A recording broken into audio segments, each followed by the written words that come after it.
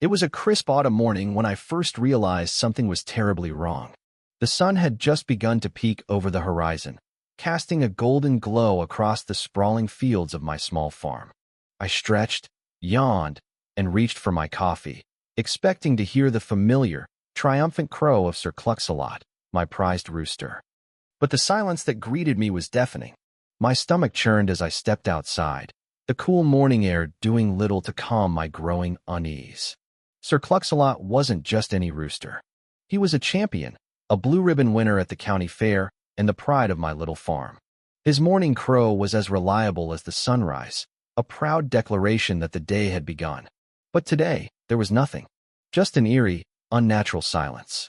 I rushed to the chicken coop, my heart pounding in my chest. The door was wide open, the latch broken clean off.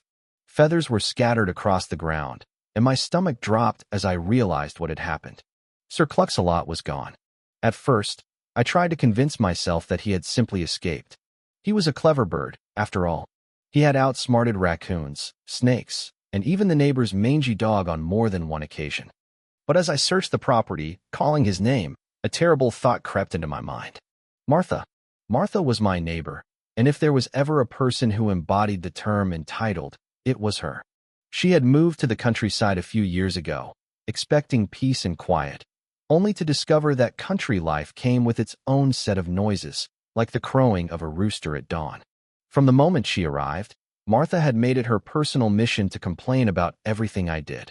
My grass was too tall, my tractor was too loud, and my tomatoes were, according to her, offensively red. But nothing infuriated her more than Sir Cluxalot's morning routine. Every day, like clockwork, Sir Cluxalot would perch on the fence post, puff out his chest, and let out the most glorious crow known to man. To me, it was the sound of farm life, a reminder of the simple joys of living off the land. To Martha, it was the soundtrack to her personal horror movie. She had tried everything to get rid of him. First, it was polite complaints. Then, not-so-polite threats. If that bird wakes me up at 5 a.m. One more time, she had hissed at me last week, her eyes wild with sleep deprivation. I swear I'll do something about it. I had laughed it off, thinking she was just being dramatic. After all, it wasn't illegal to own a rooster, and it sure as hell wasn't my fault that she had moved to the countryside expecting complete silence. But now, as I stood in my backyard, staring at the broken latch and the scattered feathers, I realized that Martha had finally made good on her threat.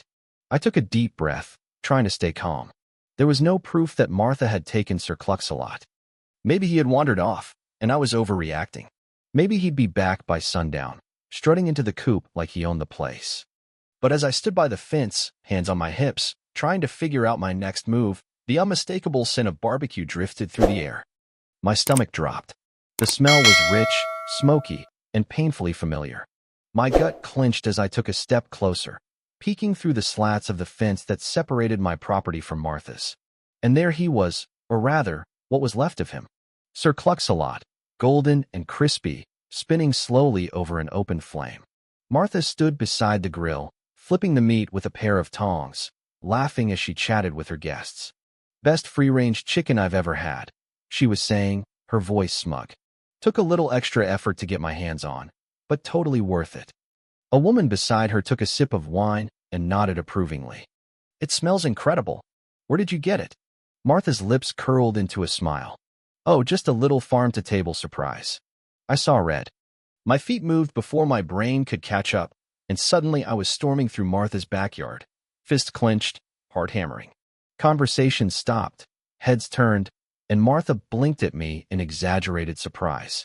"Tom," she said sweetly, setting her tongs down. "What a surprise. Care to join us? We're having chicken." My nostrils flared. "That's not chicken, Martha. That's Sir Cluxalot." The guests went silent. Someone let out a nervous cough. Martha laughed, shaking her head. "Oh, Tom, don't be ridiculous. This is just some bird I got from a local farm." I took a deep breath, trying to control the absolute fury bubbling in my chest. "You stole my rooster, Martha." Martha scoffed. "I have no idea what you're talking about." I pulled my phone out of my pocket and held up the security footage I had checked before coming over. The grainy video showed Martha sneaking into my yard at the crack of dawn, a sack slung over her shoulder, creeping toward the coop like a villain in a bad cartoon. The guests gasped. Martha's smile faltered. Care to explain that? I asked, my voice cold.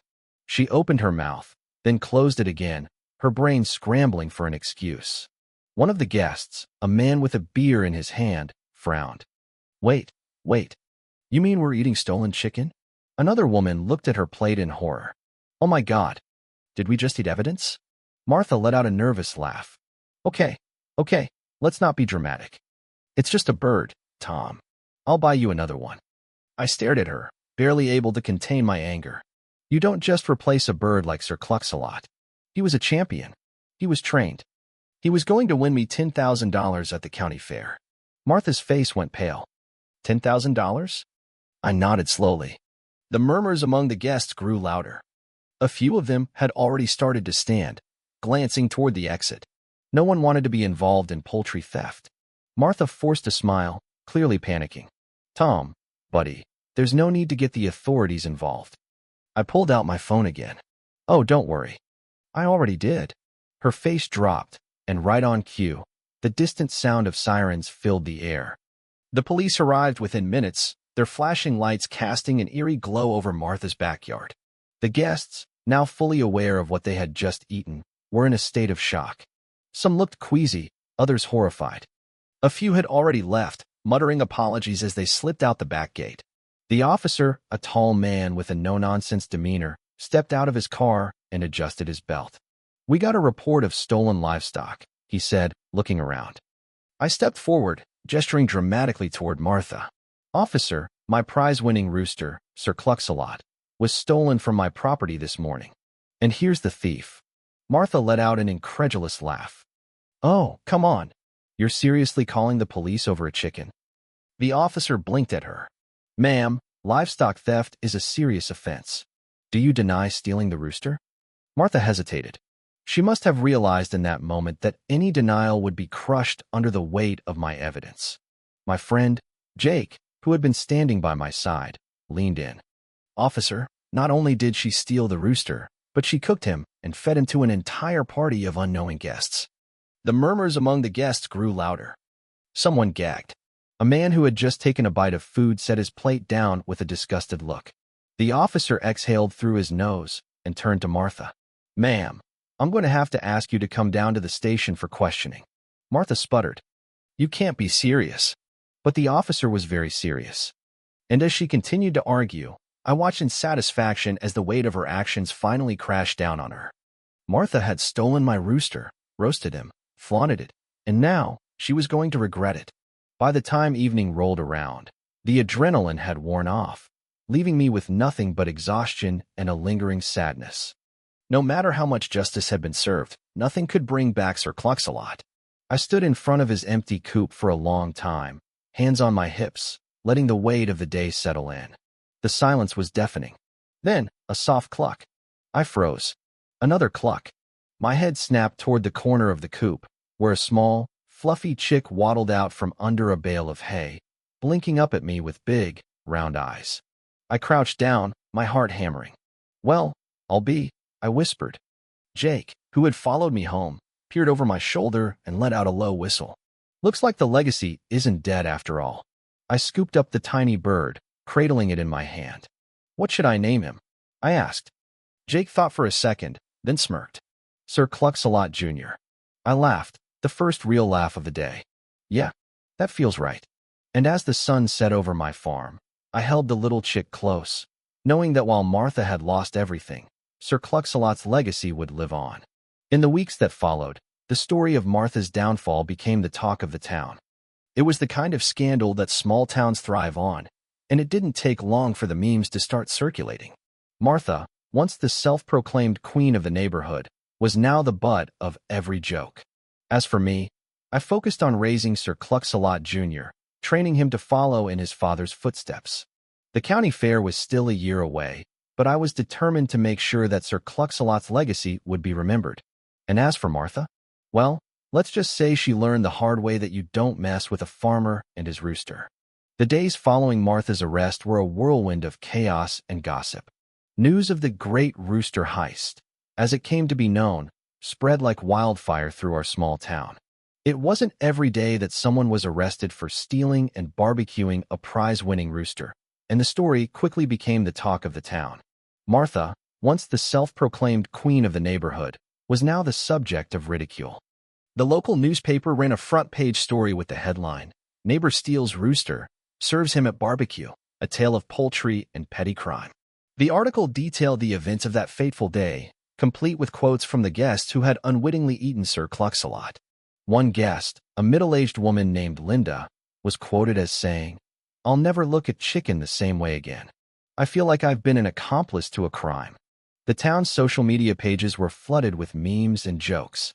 One particularly popular meme featured a photoshopped image of Martha holding a pair of tongs, with the caption, "When you're so petty, you steal your neighbor's rooster and serve him at a barbecue." Another meme showed a cartoon chicken with a crown, labeled Sir Cluxalot, next to a crying Martha with the words, "Long live the king." Even the local radio station got in on the action, hosting a segment called The Rooster Report, where they discussed the legal implications of livestock theft and interviewed local farmers about their experiences with nosy neighbors. It seemed like everyone in town had an opinion on the matter, and Martha's name was on everyone's lips, though not in the way she had ever imagined. Martha's arrest was just the beginning of her troubles. The district attorney decided to make an example of her, charging her with theft of livestock, trespassing, and illegal possession of a farm animal. The charges carried hefty fines and the possibility of jail time, and Martha's lawyer was quick to argue that the punishment didn't fit the crime. "It's just a chicken," Martha's lawyer argued in court. "My client made a poor decision, but this is hardly a felony offense." The prosecutor, however, was relentless. "This wasn't just any chicken," he countered. "This was a prize-winning rooster valued at $10,000. The defendant didn't just steal a bird, she stole a livelihood. And then she brazenly served him at a barbecue, flaunting her crime in front of the entire neighborhood." The judge, a no-nonsense woman with a reputation for being tough on crime, listened carefully to both sides before delivering her verdict. "Ms. Martha," she said, her voice stern, "you may see this as a trivial matter, but the law does not. Theft is theft, and the fact that you chose to steal a prized animal and then serve it at a public gathering shows a blatant disregard for both the law and your neighbor's property." In the end, Martha was sentenced to 6 months of probation, 200 hours of community service, and a $5,000 fine. Shawasal sorta red to pay $5,000 fine. Shawasal sorta red to pay $10,000 in restitution for the loss of Sir Cluxalot and his potential earnings at the county fair. While Martha dealt with the fallout of her actions, I focused on raising Sir Cluxalot Jr. The little chick was a spitting image of his father, with the same proud stance and confident crow. He quickly became the new star of the farm, and I poured all my energy into training him for the next county fair. Jake, my best friend and partner in crime during the whole Martha debacle, was by my side every step of the way. "You know," he said one evening as we watched Sir Cluxalot Jr. strut around the yard, "this little guy's got big shoes to fill, but I think he's up for the challenge." I nodded, a sense of pride swelling in my chest. He's got his father's spirit. I know he'll make me proud. But raising a prize-winning rooster wasn't without its challenges. Sir Cluxalot Jr. was a feisty little bird, full of energy and mischief. He had a habit of escaping from the coop and wandering into the neighbor's yard, much to the annoyance of Martha, who was now under strict orders to stay away from my property. One afternoon, as I was repairing the fence that separated our yards, I heard a familiar voice behind me. "You know," Martha said, her tone bitter, "that bird of yours is just as much of a nuisance as his father was." I turned to face her, my jaw tightening. "Martha, you're lucky I don't press charges for trespassing. Stay away from my property and my rooster." She glared at me but said nothing, retreating back into her house with a huff. It was clear that our relationship, already strained, was now beyond repair. The day of the county fair arrived, and the entire town was abuzz with excitement.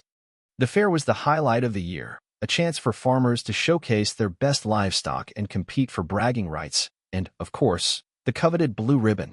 Sir Cluxalot Jr. was ready. I had spent months training him, teaching him to strut and crow on command. He was a natural, just like his father, and I had high hopes for him. As we entered the fairgrounds, I couldn't help but feel a sense of déjà vu. It was just like the year before, when Sir Cluxalot had taken home the blue ribbon. But this time, the stakes felt even higher. This wasn't just about winning. It was about proving that Sir Cluxalot's legacy lived on. The competition was fierce. There were roosters from all over the county, each one more impressive than the last. But Sir Cluxalot Jr. held his own, strutting confidently around the ring and letting out a crow that echoed through the fairgrounds. When the judges announced the winner, my heart nearly stopped. And the blue ribbon goes to Sir Cluxalot Jr. The crowd erupted into applause, and I felt a surge of pride as I accepted the ribbon. Sir Cluxalot Jr. had done it. He had lived up to his father's legacy. As the fair came to a close, I found myself reflecting on everything that had happened over the past year. Martha's arrest, the town's reaction, and the journey of raising Sir Cluxalot Jr. had all been a roller coaster of emotions. But through it all, I had learned one important lesson. No matter how hard life gets, there's always a way to rise above it. Sir Cluxalot Jr. was proof of that. He was more than just a rooster. He was a symbol of resilience, of overcoming adversity, and of carrying on a legacy. As I stood in the fairgrounds, holding the blue ribbon and watching Sir Cluxalot Jr. strut proudly around the ring, I couldn't help but smile. The future was bright, and I knew that no matter what challenges lay ahead, I had the spirit of Sir Cluxalot, and now, Sir Cluxalot Jr., to guide me. In the months that followed, Sir Cluxalot Jr. became a local celebrity. His victory at the county fair was celebrated far and wide, and he quickly became a symbol of hope and perseverance for the entire town. Martha, on the other hand, faded into the background. She kept to herself, avoiding the gossip and ridicule that followed her everywhere she went. It was a humbling experience for her, and while I didn't forgive her for what she had done, I couldn't help but feel a twinge of pity. As for me, I continued to run my farm, raising chickens and living the simple life I had always loved. Sir Cluxalot Jr.